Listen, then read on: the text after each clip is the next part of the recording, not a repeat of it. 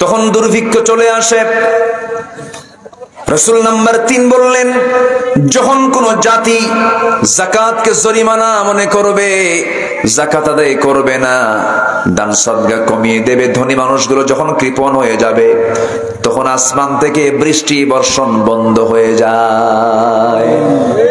যাকাত তো দেয় সমাজে, আজকে যাকাত চালু আছে না সুদ চালু আছে? সুদ চালু আছে। এই কথাগুলো আপনি শুধু শুনছেন না, কথাগুলো প্রযুক্তির কল্যাণে মিডিয়ার সব জায়গায় রেকর্ড হয়ে যাচ্ছে, গোটা দুনিয়া কালকে সাপ্লাই হয়ে যাবে, কোটি কোটি মানুষ শুনবে, দেখবে। এগুলো খুব গুরুত্বপূর্ণ হাদিস কিন্তু বলছি আপনাদের কি, ইবনে মাজাহ শরীফের হাদিস, সিয়াসিত্তার হাদিস। আমার নবীজি 1 নাম্বার বললেন, যখন অস্থিরতা বেড়ে যাবে, মহামারী রোগের প্রাদুর্ভাব হয়ে যাবে, যখন ওজনে কম বেশি হবে, ওজন কম বেশি হওয়ার জন্য দুর্ভিক্ষ চালু হয়ে যাবে, যখন জাতি যাকাত দেবে না, দান সদকা কমায় দেবে, সেই সময় বৃষ্টি বর্ষণ বন্ধ হয়ে যাবে। ভূপৃষ্ঠের যদি চতুষ্পদ জন্তু আর নির্বাক প্রাণী যদি না থাকতো, আল্লাহ কোনোদিন এই জমিনে বৃষ্টি নাজিল করতেনই না। নাম্বার 4 হলো, যখন কোন জাতি আল্লাহ এবং রাসূলের আনুগত্য বাদ দিয়ে অঙ্গীকার ভঙ্গ করে, আল্লাহ তাদের উপরে বিজাতীয় দুশমনদের ক্ষমতাসীন করে দেন। আজকে আমাদের উপরে মাথা চাড়া দিয়ে উঠেছে ইহুদির বাচ্চারা, খ্রিস্টানের বাচ্চারা, ঠিক কিনা বলেন?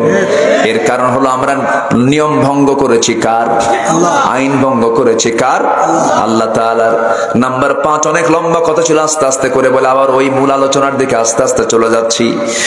নাম্বার 5 হলো, তোমাদের শাসক বর্গ, তোমাদের নেতা বর্গ, দেশ যারা চালায়, সমাজ যারা চালায়, ওই সমস্ত শাসক বর্গ যখন আল্লাহর কিতাব মোতাবেক যখন মীমাংসা করবে না, আল্লাহর কিতাব দিয়ে যখন বিচার কার্য ফয়সালা করবে না, আল্লাহর নাজিলকৃত বিধানকে যারা গ্রহণ করবে না, আল্লাহ তখন তোমাদের মধ্যে পরস্পরে যুদ্ধ লাগায় দিবেন। যুদ্ধ মনে হয় নাই? আমার দেশে একই দল, দলের মধ্যে দলীয় দ্বন্দ্ব, কুত্তা গ্রুপ, শিয়াল গ্রুপ, আসতে কয় একটা কুত্তা গ্রুপ আর একটা কি গ্রুপ? শিয়াল গ্রুপ। মারামারি আছে না নাই?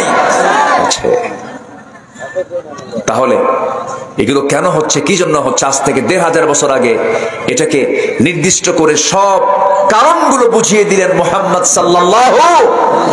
তাহলে এইগুলো হাদিস থেকে আমাদের শিক্ষা নেওয়ার দরকার আছে না নাই? আছে। আমার বন্ধুগণ, সবাই আমরা দুনিয়া থেকে বিদায় নেব ভাই। 1 নাম্বার হলো, সবাইকে ভুলে গেলেও আল্লাহকে ভোলা যাবে না। আল্লাহর নামটা ঘন ঘন আমরা মুখে নেব। আজান শোনার সঙ্গে সঙ্গে হাইয়া আলাস সালাহ, মসজিদের দিকে রওনা দিয়ে দেব। যখন কোনো বান্দা আজান শোনার সঙ্গে সঙ্গে সুন্দর করে নামাজের নিয়তে ওযু বানায়, হাতের সুগরা গুনাহগুলো তার মাফ হয়ে যায়। বান্দা যখন পায়ে হেঁটে হেঁটে মসজিদের দিকে রওনা দিয়ে দেয়, প্রত্যেকটা কদমে কদমে 10টা করে নেকি তার আমলনামায় লেখা শুরু হয়ে যায়। যখন কোনো বান্দা নামাজের জন্য যখন মুসাল্লায় দাঁড়িয়ে যায়, ইমামের পিছনে যখন দাঁড়িয়ে যায়, নামাজ যখন শুরু করে ফেলে, যখন সে সূরা ফাতিহা যখন বলা শুরু করে, আলহামদুলিল্লাহি রাব্বিল আলামিন, আল্লাহর সঙ্গে সঙ্গে জবাব দেন, হামিদানি আবদি, বান্দা তুই আমার প্রশংসা করলি। আর রহমানির রহিম যখন বলে, আল্লাহ বলেন আসনা আলাইয়া আবদি। বান্দা যখন বলে নাম্বার 3 আয়াত, মালিক ইয়াউমিদ্দিন, আল্লাহ বলেন মাজ্জাদানি আবদি। এরপরে বান্দা যখন বলে ইয়াকা না'বুদু ওয়া ইয়াকা নাস্তাঈন, শেষে আল্লাহ বলেন হাদা বাইনি ওয়া বাইনা আবদি। এরপরে গায়রিল মাগদুবি আলাইহিম ওয়ালাদ-দাল্লিন পর্যন্ত যখন বান্দা বলে, আল্লাহ বলেন বান্দারে, নামাজের মধ্যে এতক্ষণ ধরে তুই যা যা চাইলি সমস্ত চাও আমি কবুল করলাম। এবার যখন বান্দা যখন নত শিরে যখন রুকুতে চলে যায়, আল্লাহ তো সঙ্গে সঙ্গে অস্থির হয়ে যান। যখন সেজদায় চলে যায়, সেই সময় আল্লাহ তাআলা সব ফেরেশতাকে ডাক দিয়ে বলেন, ও দুনিয়া, ও সমস্ত ফেরেশতারা, দেখো তোমরা বলেছিল আয়াসফিকুদ্দিমা ওয়া ইয়াসফিকুদ্দিমা ওয়া নাহনু নুসাব্বিহু বিহামদিকা ওয়া নুকদ্দিসু লাক। দেখো তো এই ফিতনার দুনিয়া বান্দাগুলো আমাকে খুশি করার জন্য কেমন করে সেজদা দেয়।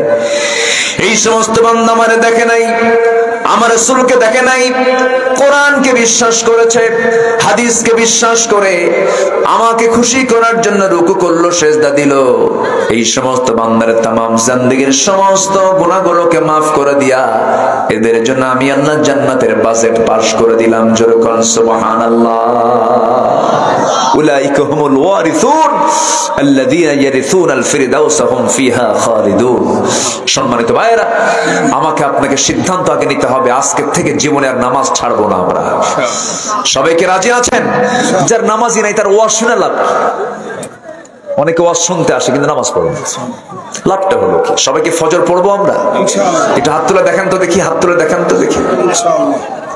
জোরে বলি ইয়া আল্লাহ, আমাদেরকে 5 ওয়াক্ত সালাত আদায় করার তৌফিক তুমি আল্লাহ দিয়ে দাও। জোরে বলি আমিন, আরো জোরে আমিন। হাত নামান। নামাজ এবং পর্দা, নামাজ এবং পর্দা, এই দুটো জিনিস যদি প্রত্যেক পুরুষ এবং নারীর যদি ঠিক থাকে, তার জন্য জান্নাতও ঠিক থাকবে। আল্লাহু আকবার বলেন। জি, সম্মানিত মায়েরা কি আছে মাহফিলে? এই এলাকার একটা বৈশিষ্ট্য কি জানেন? আমি এটা খুব আনন্দিত আমি, কারণ মিন যাকারি ওয়া উনসা, মানে ভালো আমল পুরুষ করুক আর নারী করুক, পুরস্কার কি 2 রকম না 1 রকম? জান্নাত কি 2 রকম হবে নাকি? জান্নাত পুরুষের জন্য মনে একটু উন্নত মানের হবে, আর মেয়েদের জন্য মনে ছোট মানের হবে নাকি, এরকম কিছু? জান্নাত সবার জন্য 1 না 2 রকম? অসমান না সমান? সমান, সমান জান্নাত। তবে হ্যাঁ, নারীর জন্য পুরুষ থাকবে একজন, একজন নারীর জন্য পুরুষ থাকবে একজন, কিন্তু একজন পুরুষের জন্য নারী থাকবে, হ্যাঁ বলে নিবেন না? জান্নাতে হুর নিবেন না? কিছু কয় না। এই মুরব্বীরা সবাই জান্নাতে হুর নেবেন না? বুড়ো চাচা কয় হ্যাঁ নেব, বুড়ি জানলে খবর আছে। কিন্তু আল্লাহ তাআলা নারী কেমন ভাবে বানাইছেন, হুরের গল্প মহিলার সামনে করলো, বইয়ের সামনে করলো, হুরের গল্প করতেছেন, হুর কিন্তু জান্নাতে পাওয়া যাবে। এরপরে হিংসা করে।